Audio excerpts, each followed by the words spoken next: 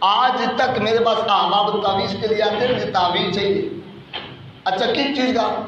وہ جی نماز پڑھنے کو دل نہیں کرتا، تعویذ دیتے. صبح نماز کے لیے اٹھا نہیں جاتا، تعویذ دیتے. میں کئی مرتبہ دوستوں سے کہتا ہوں، میں کہ یہ بالکل مکر ہے، دل کی کوئی کہانی نہیں ہے، یہ وسوسہ ہے. آج تک میرے پاس کوئی ایسا نہیں آیا جس نے یہ کہا کہ مفتی صاحب مجھے تعویذ دے، میرا بینک جا کے تنخواہ لینے کو دل نہیں کرتا.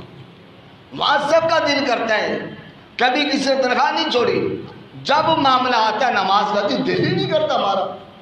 کسی کا جناب مال 2-4 لاکھ کا آیا ہو نا تہجد کے وقت بازار میں، تو جناب وہ نماز کے لیے نہ بھی اٹھتا ہو، لیکن تہجد کو بازار میں ضرور نظر آتا ہے. اس کو پتہ میرے پیسے لگے، میرا مال آیا ہوا ہے، اب تہجد میں اٹھ کے جا سکتا ہے، تو فجر میں کیوں نہیں اٹھ سکتا؟ تو پتہ چلا معاملہ دل کا نہیں ہے، معاملہ یہ کہ نماز کی ہمارے یہاں قدر نہیں ہے، وہ دولت کی قدر ہے. اس کی قدر ہوتی تہجد میں بھی اٹھا جاتا ہے، اس کی قدر نہیں ہے، اس لیے انگریزی ہم دل ہی نہیں کرتا ہمارا.